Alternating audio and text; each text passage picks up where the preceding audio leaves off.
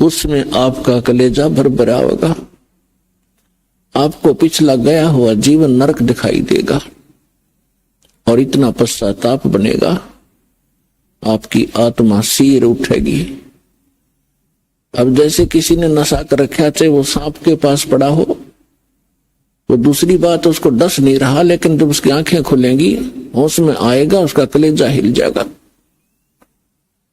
तो हम काल के लोक में पड़े हैं, ये डसे कब गया उसकी मर्जी, लेकिन हम उसके विवश होकर उसके आगे पड़े हैं। अब उस सर्प के इस काल से परमात्मा बचावेगा। सतनाम और सारनाम की जड़ी आपको देके इसके विष को निष्क्रिय करेगा। जो इस दास के अतिरिक्त इस विश्व में वह जड़ी नहीं है, या उन महापुरुषों के पास थी जिनको भगवान मिले थे, उसमें उन महापुरुषों की हमने कदर नहीं करी। वो चले गए जब हम अनुयायी बन गए लाखों की संख्या में, लेकिन संत के रहते उसका आदर और उसकी प्रत्येक बात पर गहराई से सोचना चाहिए और अमल करें तो लाभ उठा लिया जाता है। तो पुण्यात्माओं, हम ऐसे गंदे लोक में रह रहे हैं, चाहे यहाँ का प्रधानमंत्री बेशक आपने कितना ही अच्छा दिखाई देता हो, लेकिन उस जीव का कोई आधार नहीं है। कबीर सब जग निर्धना, धनवंता ना कोय, धनवंता सो जानियो जिस पर राम नाम धन होवे। जो वर्तमान के अंदर सत साधना नहीं कर रहे हैं, चाहे वह कितने धनी हो, कितने उच्च पोस्ट प्राप्त है, उन जीवों का भविष्य नरक में है, बहुत बुरा होगा उनके साथ। अब उनको ये ज्ञान होगा जो कि एक मानव को, प्रत्येक प्राणी को होना चाहिए कि जो तू गलतियां कर रहा है इसका तुझे दंड भी भोगना होगा। तो उसके बाद वो प्राणी, बुद्धिमान व्यक्ति, वो गलती किया नहीं करता। आज जो हाहाकार मची है संसार के अंदर, किसी भी भाग में जाकर देख लो या किसी और फील्ड में देख लो, एक माया कमाना उद्देश्य बना रखा प्राणी ने, चाहे झूठ बोल के, चाहे रिश्वत लेके, चाहे हेरा फेरी करके। किस लिए? कि कोठी बनाऊंगा, अपने बच्चों को अच्छी शिक्षा दूंगा, उनके लिए कार खरीदूंगा, बैंक बैलेंस बनाऊंगा। पुण्यात्माओं, या भूल पड़ गई, हम भूल गए विधान को परमात्मा के। मासा घटे न तिल बधे, विदना लिखे जो लेखे, सच्चा सतगुरु मेट करवाई ऊपर मारे मेख। जब तक हम परम संत की शरण में परमेश्वर की रजा ग्रहण नहीं करते, तब तक हम केवल अपना किया कर्म ही प्राप्त करते हैं। उसके अंदर एक नए पैसे का कोई भी परिवर्तन नहीं हो सकता। यदि कोई 2 नंबर का पैसा इकट्ठा करके धनी बनना चाहता है, पुण्यात्माओं, समय आने पर उसके लिए बहुत बुरी बनेगी। बहुत से प्रमाण हमारे पास है, और प्रत्येक व्यक्ति जब इस ज्ञान को सुनता है उसको अपने किए कर्म का आभास भी होता है। और जब उसको पता चलेगा कि सचमुच ये कर्म ठीक नहीं है तो वो त्याग भी देगा। जब तक उसको ये पता ही नहीं लगेगा कि मैं जो कर्म कर रहा हूं ये सचमुच बुरा है, क्योंकि हम जिस क्षेत्र में रहते हैं वहां सभी वही क्रियाएं कर रहे होते हैं, तो हम निश्चिंत हो जाते हैं, सभी कर रहे हैं, नो प्रॉब्लम। लेकिन भाई अपराधों से लाख कर लियो, सबको प्रॉब्लम होगी। तो जैसे एक व्यक्ति जब इस ज्ञान से परिचित हुआ, ज्ञान से भी तभी परिचित हुआ जब उसका सर्वनाश हो लिया। वैसे तो हम भगवान को एक सेकेंडरी थिंग मानते हैं, देख लेंगे टाइम मिला तक भी मत्था टेक आवांगे, किसी गुरु जी के पास चले जावांगे, बाकी समय अपना धन कमाएंगे। और वो भी उसके लिए वरदान होता है जब उसके ऊपर ऐसा कहर टूट जाए, भगवान की याद आ जाए। एक व्यक्ति बता रहा था कि मैं घना निकम्मा आदमी था, अब पता चला कि मैं निकम्मा था, जब तक मैं घना अच्छा मान रहा था अपने आप को। मेरी एक टेप रिकॉर्डर की दुकान थी, रिपेयर एंड सेल की। उस समय ये सोने की कैसेट चली थी, बहुत पुरानी बात है, और वो बहुत कॉस्टली होती थी, 30-35 रुपए की आती थी, और मैं वो डुप्लीकेट तैयार करता था एज इट इज, जो मुझे इंक्लूडिंग रिफल और उसका कवर 2 रुपए की पड़ती थी, मैं 32 रुपए लेता था। तो भोली आत्मा 35 की बजाय 32 में मेरे पास लेने आते थे, और फिर वो कुछ दिनों में खराब हो जाती, तो मैं कहता भी देख ले कंपनी की है, मैं क्या करूं, तेरे टेप में गड़बड़ होगी।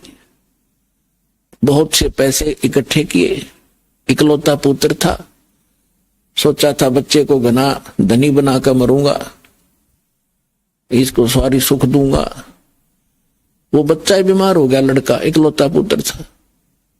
आसपास के डॉक्टरों को दिखाया, इलाज शुरू हो गया। इसके पैरेलल झाड़े झपटे वालों के पास भी, और अपनी जो पूर्व पूजा करते थे उनके परंपरागत पूजाएं थी, वहां भी सब क्रियाएं करवाई।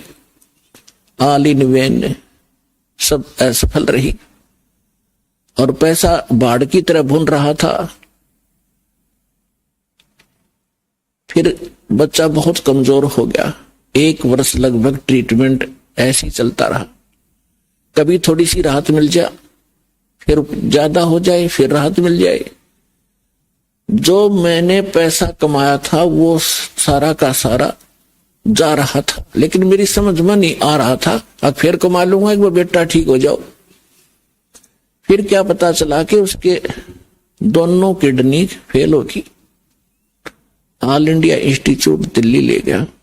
उन्होंने बताया कि अति शीघ्र ट्रांसप्लांट कराओ, नहीं तो बच्चा नहीं बचेगा। जैसे तैसे किसी से कह सुनकर और एक गुर्दा प्राप्त किया, कोई सब इच्छा से दान करने वाला मिल गया। फिर भी उसके खर्चा बहुत हुआ, यानी उस समय 3.5 लाख रुपए मेरे उस गुर्दा के बदले बदलाने में लग गए, और पहले और खर्च हो लिया गना। जो मेरे पास धन था, वो मकान था, वो सब बेच दिया, किराए पर रहने लग गया। अब बेटा ठीक हो जाए, फिर कमा लूंगा। तो कहने का भाव ये है कि लड़का स्वस्थ हो गया, गुर्दे सफल हो गया गुर्दा उसका। फिर गांव में एक प्लाट था, वो बेचकर शहर में छोटा सा मकान भी बना लिया। बच्चे के विवाह की तैयारी थी, अच्छी शिक्षा ग्रहण करवाई थी उसको, और अच्छी नौकरी की अपॉइंटमेंट भी उसकी होगी थी। विवाह की तैयारी कर रहे थे, खूब सारी धूमधाम से कार्य किए जा रहे थे। वो लड़का एक अपनी कार में जा रहा था, एक गाड़ी से टकरा गया, ट्राले तक, यानी बस दुर्घटना में उसकी मृत्यु होगी। बस में जा रहा था। अब इकलौता पुत्र था, जिसको सुखी देखना चाहता था, दुनिया को लूट रहा था। फिर मेरा वो लड़का भी ना रहा, टक्कर मार के रो रहा था। फिर ऐसे ही आपका कोई भक्त मिला, उसने मुझे एक कैसेट दी। तब मुझे अपने किए कर्म का आभास हुआ और मेरा सर्वनाश हुआ। तो तब मैं परमात्मा की तरफ चला, ना तो शायद मैं भगवान भी याद नहीं करता। तो पुण्यात्माओं, परमात्मा कहते हैं, तुमने दरगाह का उस मैल नहीं देखा, धर्मराज के तिल तिल का लेखा। तुमने वहां देखा नहीं भगवान का, वहां कैसे अकाउंट होता है। एक पाई भी, एक नए पैसे का वहां हेरा फेरी नहीं होगी। आपका किया कर्म एज ए फिल्म आपके सामने चल पड़ेगा। जहां आप ना नौकर करोगे, यस करते चलोगे तो ठीक है। जहां ये कहोगे ऐसा मैंने नहीं किया, फिल्म चला देगा धर्मराज। क्योंकि एक हमारे अंदर फीड होती है, एक उसके पास फैक्स हो जाती है डेली। तो जब आपको ये ज्ञान होगा कि ऐसा जुल्म क्यों करें, जो भोगना इतना बुरी तरह पड़ता है, तो उस समय आपको कैसा महसूस होगा, भगवान बताते हैं। जैसे कर का जहर का रंग होरी हो, कहो कौन तिस खावे राम रंग होरी हो। यदि आप होली यानी होली मनाना चाहते हो, खुशी मनाना चाहते हो, तो परमात्मा के इस राम नाम की होली में आप समावेश कर लो। इसमें ये राम नाम की होली में आप अपना पार्ट कर लो, हिस्सा कर लो, यानी पूर्ण संत को गुरु बना लो। और यदि आप यहां भी सुखी होना चाहते हो, परमात्मा की शरण ग्रहण करो और फिर परमात्मा के ज्ञान के आधार से भक्ति करोगे, दान धर्म करोगे, तो आपको वो समर्थ परमात्मा आपके भाग्य में ना होगा तो भी देगा।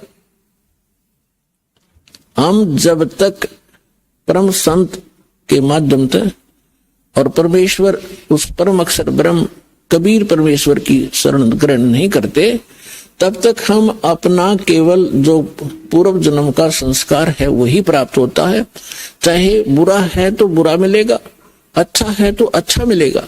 और जो पुण्यकर्मी प्राणी हैं, आज वो बड़े बड़े सेठ बने हैं, कोई राजनेता बना है, कोई अभिनेता बना है, कोई आईएएस आईपीएस बना है, कोई डॉक्टर इंजीनियर बना है, कोई जज बना है, कोई एडवोकेट बना है, तो ये पिछले जन्म के घने पुण्यकर्मी प्राणी हैं। और ये सारा जीवन खोटे कर्म करें, चलो सभी तो नहीं करते, चाहे वो सारे जीवन में कितनी गलतियां करें, कितने 2 नंबर के काम करें, उनके पिछले पुण्य उनको प्राप्त होंगे ही होंगे। और उनको एक सबसे बड़ा धोखा ये रहेगा कि हमारा कुछ बिगड़ा को नहीं, हमारा क्या बिगड़ गया, वो फलाने ने ऐसा कर दिया, दकड़ियों ने ऐसा कर रहा था, आज भी वो सुखी है। तो उनके साथ साथ और भी उसी आग में गिरते चले जाएंगे। लेकिन जब हम परमात्मा के विधान से परिचित होंगे कि जब तक आपके पुण्य चलते हैं, आप चाहे डाके मारो, चाहे हत्याएं करो, चाहे बकरे मारो, मांस खाओ, शराब पियो, झूठ बोलो, और चाहे 2 नंबर के काम खूब करो, आपके पूर्व जन्म के पुण्य आपको मिलते रहेंगे। और जिस समय वो पुण्य क्षीण हो जाएंगे, फिर पाप का दौर शुरू होगा।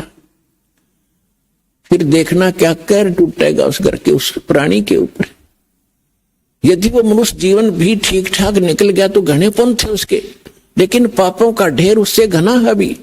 वो नेक्स्ट जीवन में भक्तिहीन प्राणी कुत्ते की योनि में जाएगा और फिर उसके सिर में कीड़े पड़ेंगे, वहां कोई ट्रीटमेंट करनी नहीं पाओगा उसको। तो पुण्यात्माओं, ये कोई डूम बाट के गीत नहीं है कि वैसे ही आपके सामने बेतुकी बकवाद की जा रही है। परमात्मा का वो गूढ़ रहस्य और यथार्थ विधान आपके रूबरू किया जा रहा है, जो खुद भगवान ने बताया और जिनको परमात्मा मिले उन महापुरुषों ने बताया। और ये दास केवल एक टेप रिकॉर्डर का काम कर रहा है, उनके बताए ज्ञान को एजिडी आपके सामने बोल रहा है। अब परमात्मा बताते हैं, कबीर लूट सको तो लूटियो, राम नाम की लूट, पीछे फिर पछताओगे, भाई प्राण जहांगे छूट। वो पृथ्वीपति चकवे गए, जिनके चक्र चलंत, रावण सरीखे कौन गिने, भाई ऐसे गए अनंत। राम रटत दारिद्र भलो, टूटी घर की छान, वो कंचन मैल किस काम के, जा भक्ति नहीं भगवान। राम रटत कोड़ी भलो, चू चू पड़े जो चामे, वो सुंदर दे किस काम की, जा मुख नाही नाम। कबीर जिव्या तो वाए भली, जो रटे हरि नाम, नहीं तो काट के फेंक दियो, ये मुख में भलो ना चामे। पुण्यात्माओं, जिव्या कितनी काम की चीज है। हर प्रकार के टेस्ट बता देती है, खाने में सहयोग देती है, परमात्मा का गुणगान करती है।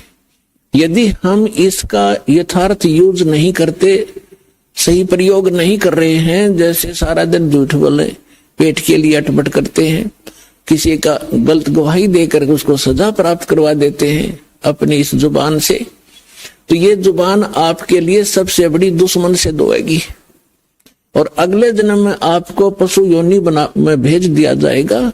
जुबान होगी लेकिन इसको आप बोल नहीं सकोगे। तो परमात्मा कहते हैं यदि भक्ति नहीं करते हो, परमात्मा की गुणगान नहीं करते हो, इसके अतिरिक्त आप केवल रोजी रोटी या किसी अन्य को सताने के लिए जिह्वा का प्रयोग करते हो। कबीर साहब कहते हैं हितै पराई आत्मा जीभ बांध तलवार। एक तगड़ा व्यक्ति एक कमजोर व्यक्ति को ऐसा वचन बोल देता जुबान से, अब उसकी पार तो बसाए नहीं, क्योंकि हर तरह से सब उसे तगड़ा है, बलशाली भी है, वैसे भी राज में पहुंच है, तो वो व्यक्ति उसको प्रति उत्तर ना दे करके बैठ कर रोता है अपने घर पे, उसकी आत्मा दुख पाती है। तो उसने उस जीभ से तलवार का काम कर दिया, उस आदमी की आत्मा काट दी। उसका उसके बैड काउंट में लिखिएगी, बेशक वो गरीब ना बोल सकता, परमात्मा सारी सुनता है। कहते हैं चिट्ठी पायल बाजा पैर साहिब सुनता है सब लहर। तो इस प्रकार हम इन सभी क्रियाओं से जो परिचित होंगे उसके विषय में बताया है कि फिर हम ये गलतियां नहीं करेंगे और हम केवल भक्ति करेंगे।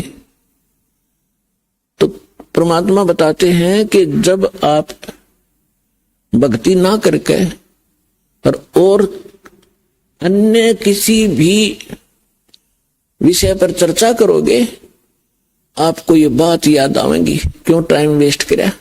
अपने कोई भक्ति करेंगे या नित्यनेम करेंगे या मंत्र जाप करेंगे, ना अपनी कोई पुस्तक धार्मिक वो पढ़ेंगे, उससे पुण्य बनेंगे। इसके अतिरिक्त हम जो भी करते हैं बोलते हैं वो व्यर्थ है, वो यूजलेस है। इसलिए सभी संतों ने इस बात को समर्थन दिया है कि परमात्मा की भक्ति करो, बाकी आप जितना भी क्रिया इसके अतिरिक्त करते हो ये आपको लाभ नहीं देगी। अब जैसे आपने सुना था कि जैसे किर का जहर का रंग होरी हो, कहो कौन तिस खाव राम रंग होरी हो। अब जैसे जरा सा भी कोई पाप आप करोगे, आपको ऐसा लगेगा जैसे ये विष का कण है। जब आपको ये पता है कि ये वस्तु जो पदार्थ यहां पर गिरा है ये विष है और उसका एक कण भी पड़ा हो और विष के अवगुण से आप परिचित हैं, उसकी हानि से परिचित हैं, उसका एक कण किरका कहीं गिरा हो, क्या आप उठाकर जीभ का लगाओगे? उसको उठाकर ऐसे स्थान पर दबाओगे किसी और के भी हाथ ना लग जा, और अपने हाथ में भी 6 साबुन से धोओगे। तब आपको जब ये ज्ञान होगा कि आप जो क्रियाएं कर रहे हो, एक परमात्मा की भक्ति ना करके 2 नंबर के काम करते हो, मांस खाते हो, शराब पीते हो, हुक्का पीते हो या और कोई दुराचार करते हो, आपको वो विष का कण दिखाई देगा। और जो व्यक्ति बुद्धिमान होता है, जैसे बालक तो गलती करते हैं, वो विष भी खा जाते हैं, मर जाते हैं, खाएंगे तो मरेंगे भी। और जब वो बच्चे बुद्धिमान होते हैं, कुछ सियाने होते हैं, फिर उनको पता चल जाता है कि ये सर्प है, ये बिजली है, ये विष है, और पहले वो उन्हीं को पकड़ लेता और मर जाता है। जब वो समझदार होता है तो स्वयं भी दूर भागता है और अन्य को भी सतर्क करता है कि बिजली का तार गिरा है, से दूर हो जाओ। और छोटा बालक होता है, जब तक बुद्धि काम नहीं करती उसको पकड़कर मर जाता है। सर्प को भी छू लेता, पकड़ लेता है, उसको डस जाता है, वो मृत्यु को प्राप्त हो जाता है। और जब वो बच्चा बड़ा हो जाता है, उनके अवगुणों से परिचित हो जाता है, उसकी बुद्धि काम करने लग जाती है, तो फिर वो स्वयं भी बचता है, अन्य को भी सतर्क कर देता है। ठीक इसी प्रकार ये समाज सारा बालक बुद्धि का है। जब तक ये तत्व ज्ञान से परिचित नहीं है, परमात्मा के विधान से परिचित नहीं,